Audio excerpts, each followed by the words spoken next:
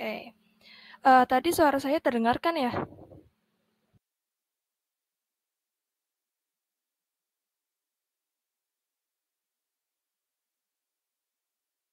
Oke, kita mulai ya sebelumnya.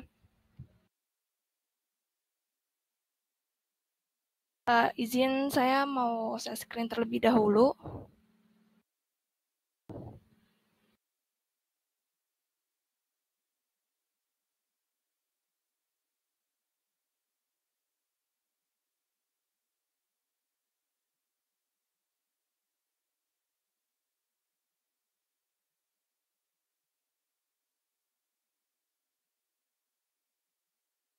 Ya. Apakah share screen-nya sudah terlihat?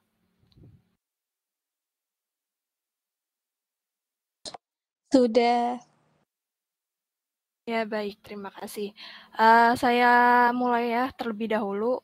Materi yang akan saya bawakan untuk webinar hari ini yaitu karakteristik, sikap, dan profil wirausaha.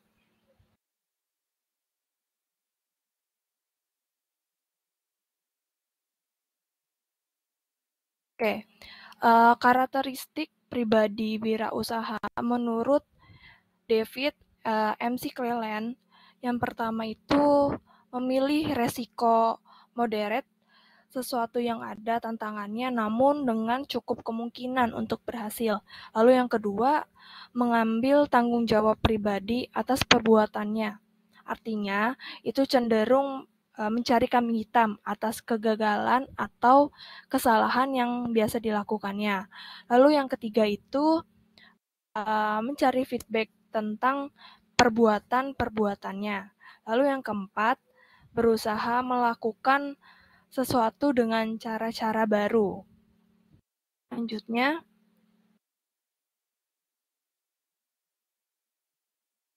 karakteristik pribadi wirausaha menurut Manajemen Sistem Internasional. Itu yang pertama, para wirausaha melakukan pencarian peluang, lalu memiliki sifat yang keuletan, tanggung jawab terhadap pekerjaan, lalu memiliki tuntunan atas kualitas dan efisiensi, serta pengambilan resiko. Selanjutnya, menetapkan sasaran dan mencari informasi. Dan biasanya juga para wirausaha itu melakukan perencanaan yang sistematis dan pengawasannya bersifat persuasi atau koneksi gitu. Dan juga para wirausaha tentu saja harus memiliki kepercayaan diri. Selanjutnya, peran utama wirausaha bagi lingkungannya. Menurut merusak secara kreatif. Yang pertama itu menghadirkan inovator di masyarakat. Biasanya nih sangat penting untuk adanya inovator-inovator yang bermunculan di masyarakat. Yang kedua, mengambil dan memperhitungkan risiko yang ada bagi si wirausaha tersebut. Lalu yang ketiga, mencari peluang dan memanfaatkannya. Yang keempat, menciptakan organisasi baru atau sebuah UMKM gitu. Lanjut.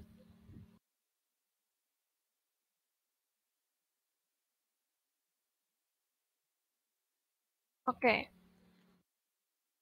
Karakteristik wirausaha yang berhasil menurut Dan Steyhoff and John F. Burgess. Yang pertama itu memiliki visi dan tujuan usaha yang jelas. Lalu yang kedua, bersedia menanggung risiko, waktu, dan uangnya tersebut. Lalu yang ketiga, berencana untuk mengorganisir wirausahanya. Yang keempat, bekerja keras sesuai dengan tingkat kepentingannya. Lalu yang selanjutnya, para wirausaha mengembangkan hubungan dengan pelanggan lainnya, pemasok, pekerja, dan seterusnya. Selanjutnya, para wirausaha bertanggung jawab terhadap keberhasilan dan kegagalan yang akan dialaminya. Selanjutnya,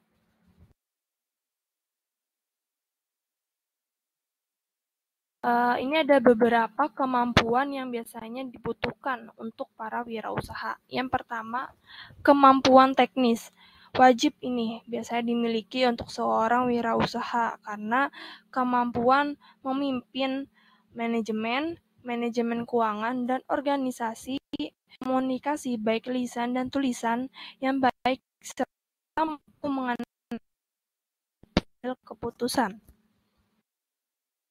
Lalu kemampuan dalam manajemen bisnis. Biasanya wirausaha ini itu penting dalam melakukan perencanaan dan mengelola manajemen bisnis seperti menyusun rencana atau plan, menjalankan rencana atau do, melakukan kontrol atau cek, dan mengambil tindakan atau keputusan atau yang disebut action.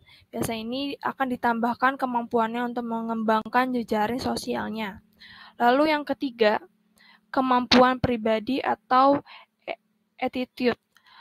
Artinya, kita harus mampu mengendalikan diri, berdisiplin, inovatif, dan kreatif. Lalu, berorientasi pada perubahan, ulet, serta memiliki visi dalam menjalankan usahanya. Selanjutnya, sikap dan profil wirausaha. Yang pertama itu tentu saja harus kreatif, inovatif, banyak ide atau gagasan dalam segala hal yang meliputi. Yang pertama itu pandai dalam merancang produk, metode, dan menentukan pasar yang ditargetkannya. Lalu yang kedua, mencari dan mengisi peluang. Mencari dan mengisi peluang baik dengan cara membuka pasar baru atau produk baru. Lalu yang ketiga, orientasi pada konsumen biasanya berupa yang pertama itu harga yang wajar, layak, dan efektif. Yang kedua, performance produk. Lalu yang ketiga, pelayanan purna jual untuk beberapa produk tertentu. Yang keempat, kepuasan dan manfaat bagi pelanggan dan stakeholder ini pun juga sangat penting untuk wirausaha melakukannya. Nah, selanjutnya,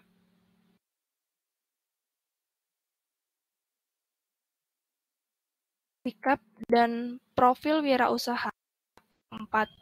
Berani dan siap menghadapi risiko yang dapat berupa risiko keuangan, risiko persaingan, risiko produksi, risiko pasar, dan risiko kegagalan pengembangan produk baru. Dan ini biasanya banyak terjadi oleh para wirausaha yang mulai merintis dari nol. Lalu yang kelima, berani melakukan ekspansi dan diversifikasi bisnis dengan tujuan untuk memperbesar usaha dan keuntungannya. Selanjutnya,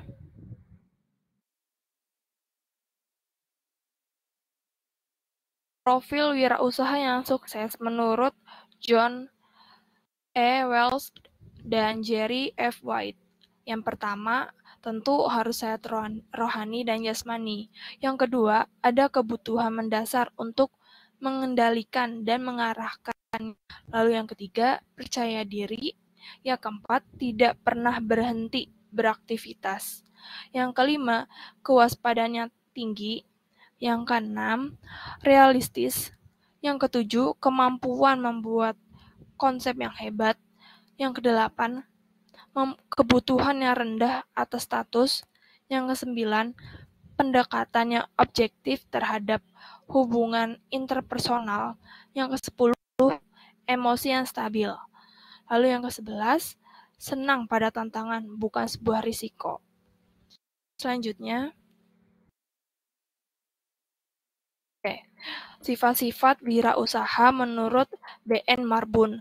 Yang pertama yaitu ciri-cirinya, percaya diri. Biasanya watak yang dimiliki orang yang percaya diri itu kepercayaan atau keteguhan.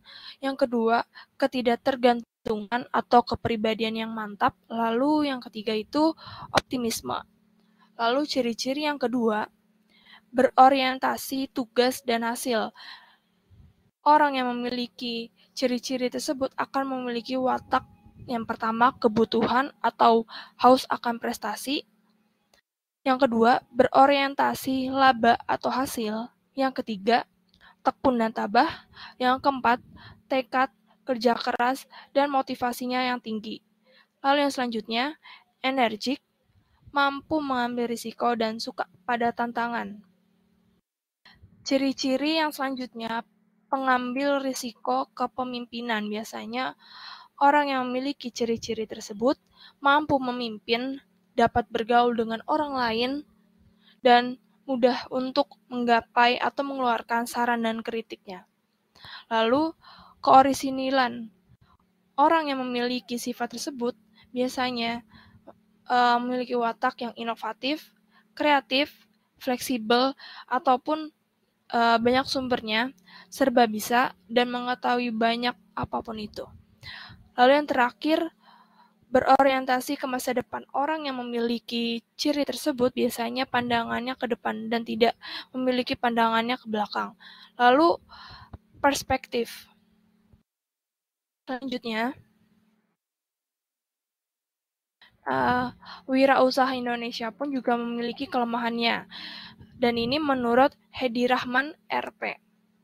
Yang pertama, sifat mentaliter yang meremehkan mutu. Yang kedua, sifat mentaliter yang suka menerabas atau menerobos. Yang ketiga, sifat tak percaya kepada diri sendiri. Yang keempat, sifat tak bersifat murni atau jujur. Selanjutnya, sifat mentaliter yang suka mengabaikan tanggung jawab yang kokoh. Selanjutnya, oke, terima kasih. Mungkin dari peserta yang lain ada pertanyaan dari presentasi yang tersebut. Jika ada pertanyaan, bisa komentar di public chat, bersuara saja melalui on mic seperti itu. Saya tunggu terlebih dahulu.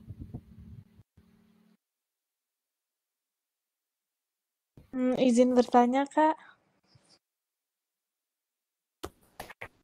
Kak Sakinah? Iya. Kedengaran nggak suara saya? Iya, terdengar.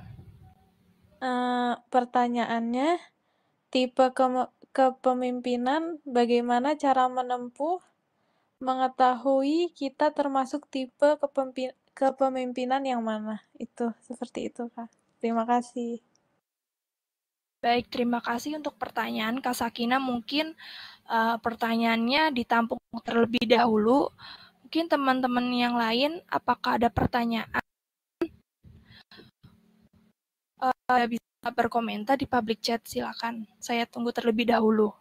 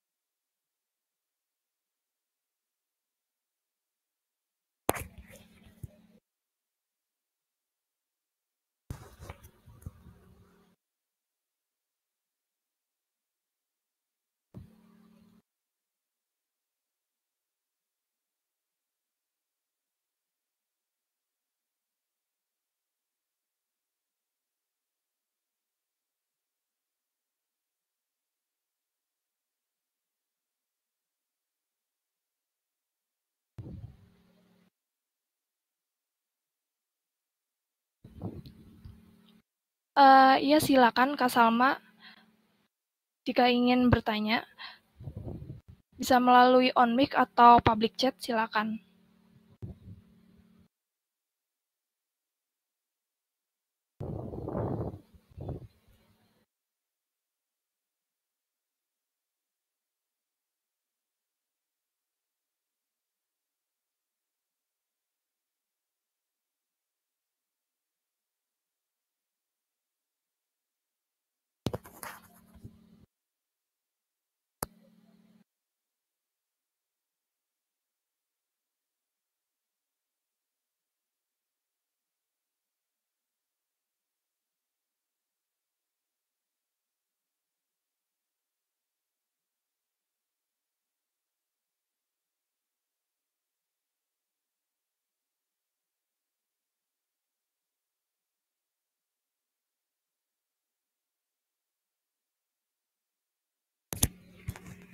Baik, terima kasih atas pertanyaannya Kak Salma.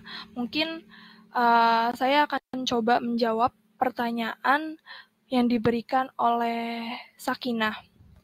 Pertanyaannya tersebut mengenai tipe kepemimpinan, bagaimana cara menempuh, mengetahui kita termasuk tipe kepemimpinan yang mana.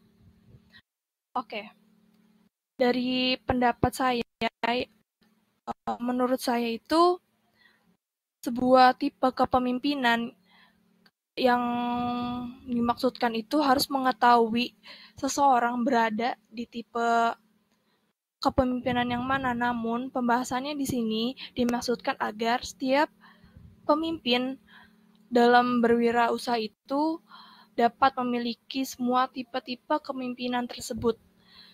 Biasanya semua tipe kepemimpinan yang ada yakni eksekutif atau bersifat pemimpin, lalu yang ketiga penganjur, ahli, dan diskusi. Biasanya ini para pemimpin sangat berperan penting pada kewirausahaannya yang dipimpinnya. Hal ini pun juga berpengaruh pada sebuah hubungan pemimpin dengan para karyawannya. Apakah untuk responnya tadi Kak Sakinah untuk jawabannya? Udah cukup banget, terima kasih Kak. Baik, terima kasih sebelumnya Kak Sakinah. Mungkin saya akan coba menjawab pertanyaan dari Kak Salma. Bagaimana menumbuhkan sikap kepemimpinan dan bagaimana jika seseorang itu tidak memiliki sikap kepemimpinan tapi ingin melakukan wirausaha. Baik, ini menurut pendapat saya, seseorang yang merasa belum memiliki sikap kepemimpinan sebaiknya mencari seorang mentor yang memilikinya agar dia dapat menerima masukan-masukan dan motivasi-motivasi untuk menumbuhkan sikap kepemimpinannya tersebut yang ada di dalam dirinya. Dan bagi seseorang yang tidak memiliki kepemimpinan namun ingin berwirausaha, sebaiknya orang tersebut tidak berwirausaha dulu. Sebelum memiliki sikap kepemimpinan hal ini menurut saya disebabkan karena sikap kepemimpinan sangat penting dalam proses perkembangan sebuah usaha, karena sikap kepemimpinan dalam berwirausaha dia akan memimpin jalannya usaha tersebut dan akan memimpin para karyawannya. Seperti itu. Apakah sudah cukup untuk jawabannya Kak Salma?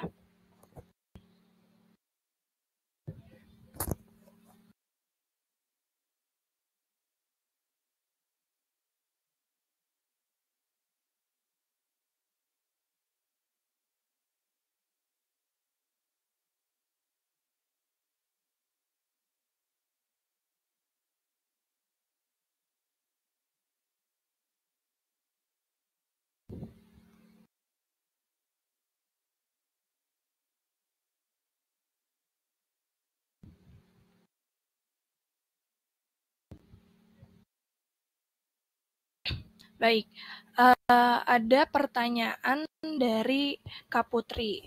Izin tanya Kak, saya pernah buka suatu usaha bersama tim, namun hanya berjalan 3 bulan, lalu bubar jalan atau pisah gitu maksudnya. Yang ingin saya tanyakan, apa aja sih Kak sikap yang harus dimiliki agar usaha yang kita bangun itu bisa berkembang dan bertahan? Oke. Ini sih menurut pendapat saya ya. Yang pertama ini karena usaha itu dalam bentuknya tim, tentu saja yang pertama adanya sikap kejujuran. Karena dalam menjalankan sebuah usaha yang berbentuk tim, yang namanya kejujuran itu penting. Lalu yang kedua itu adalah sikap kekompakan, di mana dalam menjalankan sebuah usaha harus adanya Sejalannya ini tuh adalah visi dan misi yang dimiliki oleh anggota tim tersebut.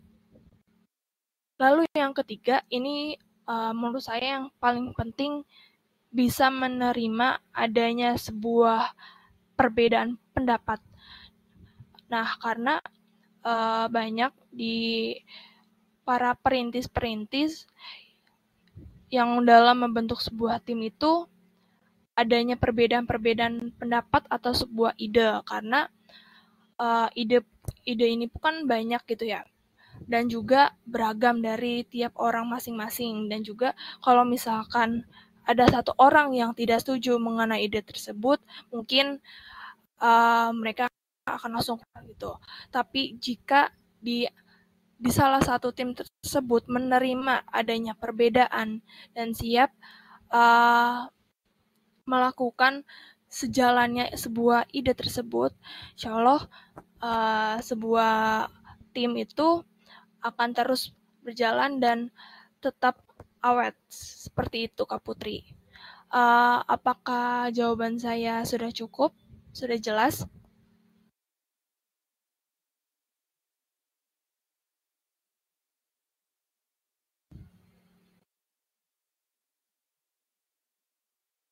Iya, baik. Mungkin dari para peserta yang lain, apakah ada yang ingin bertanya lagi? Jika ada yang ingin bertanya lagi, silakan on mic atau berkomentar di public chat.